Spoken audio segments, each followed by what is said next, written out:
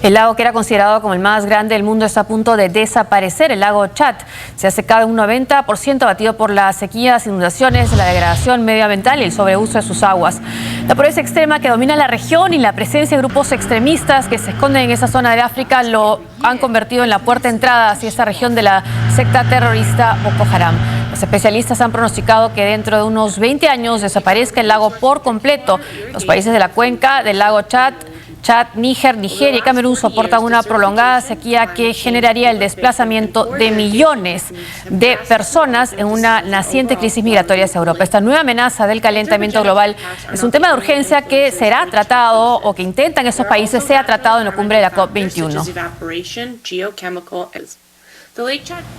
Bueno, este es un ejemplo dramático de cómo el cambio climático atraviesa diferentes problemas, ¿no? En este caso es el tema de acabar con las aguas en el que se está secando esta fuente de vida en el África, y lo que a la vez da pie a que comience el caos y, por ejemplo, aparezcan y se nutran de esta situación difícil movimientos terroristas como el Boko Haram. Justamente el Boko Haram ha tomado como blanco al Chad, el país vecino, porque Chad es un país que está combatiendo al Boko Haram en Nigeria, ¿no? Y como tiene una fuerza militar bastante considerable, tiene experiencia militar, ha tenido éxitos muy importantes contra Boko Haram. Entonces Boko Haram, a través justamente del lago Chad, está infiltrándose en Chad y había perpetrado varios atentados, ¿no? Entonces es una zona efectivamente que no solamente tiene este problema climático, ¿no? Esta tragedia de la sequía, sino que también pues tiene esta vertiente terrorista, ¿no? Y la presencia de grupos extremistas y en particular Boko Haram, ¿no? Claro, que está ligado con el cambio climático, ¿no? Porque hay esta sequía, hay menos agua, hay más pobreza, y sobre eso aprovecha este grupo terrorista para captar más jóvenes que no tienen otro futuro en esa región, ¿no? Claro. Se estima que la población ha aumentado de más de 2,5 millones a 40 millones y el lago se ha secado desde el 60 en 90%. Era la fuente de vida de esta región. Por eso es que un grupo de representantes de los países que comparten este lago está llevando a París una iniciativa a la cumbre de la COP21 sobre el cambio climático para hacer una trasvase de las aguas de la cuenca del río Congo hacia este lago. Lo que necesitan es financiamiento para poder hacer esa obra, ¿no? Lo que nuevamente trae el tema que va a ser quizás el de mayor debate en esa cumbre, que es cómo financiar el cambio climático. Claro, es el famoso Fondo Verde, ¿no? Que es de apoyo, claro, que apoyo a los países, ¿no? A los países, bueno, tenía que entrar en todo caso en el marco de ese fondo, ¿no? Es más que el Fondo Verde, ¿no? El Fondo Verde es una parte, ¿no? Que canaliza algunos proyectos. Bueno, ¿no? Claro, sí. Pero en todo caso sería un fondo en general, ¿no? Que es un fondo gigantesco que todavía falta mucho para que los países ricos cumplan con lo prometido o con lo que se requiere, ¿no?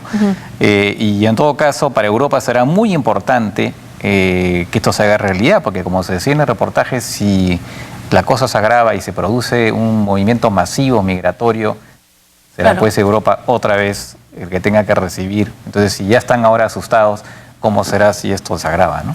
Lo que hablábamos ayer también de la pobreza y el cambio climático, y también ahora de los refugiados climáticos y las crisis que pueden generar estos cambios que estamos viendo, ¿no? Sí. Y la Unión Europea anunció que se etiquetarán los productos de los territorios ocupados de Israel para distinguir las exportaciones producidas dentro y fuera de las fronteras reconocidas. Esto ha generado reacciones negativas en las autoridades israelíes. La Comisión Europea aprobó este miércoles el etiquetado de los productos de las colonias de Israel en los territorios ocupados desde 1967, una medida que fue calificada de inmoral por el primer ministro israelí Benjamín Netanyahu. El etiquetado de los productos del Estado judío por la Unión Europea trae recuerdos oscuros.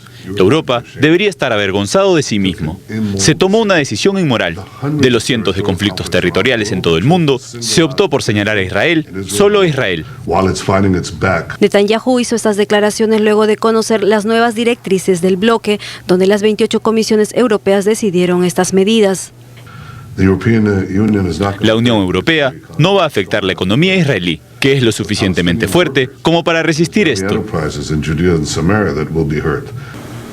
El diario El País informó que fuentes de la Comunidad Europea han señalado que el territorio ocupado no es parte del Estado de Israel, de modo que los productos no pueden ser vendidos como Made in Israel y que no se trata de una decisión política ni crear nuevas leyes ni un boicoteo. El Ministerio de Asuntos Exteriores de Israel convocó al embajador de la Unión Europea en Tel Aviv para reprochar esta decisión aprobada por el bloque. Israel también anunció la suspensión de varias reuniones bilaterales que se habían programado con la Comunidad Europea. Por su parte, el alcalde de Londres, Boris Johnson, se vio obligado a interrumpir su viaje planeado a Cisjordania, luego de hacer comentarios polémicos acerca de una campaña para boicotear los productos israelíes. Bueno, explicar un poco, Francisco, cuáles son esos territorios ocupados y por qué la reacción de Israel y su preocupación no tanto en términos económicos, sino en términos políticos frente a esta decisión de la Unión Europea. Sí, bueno, los territorios ocupados son los territorios ocupados precisamente en 1967, después de la Guerra de los 6 días, ¿no? De Israel contra varios países vecinos, entre ellos Jordania, que tenía, digamos, la jurisdicción sobre lo que es ahora Cisjordania, ¿no? Y también, digamos, ocupó Gaza, más otros territorios de los que se retiró después, como el Sinaí de Egipto, ¿no?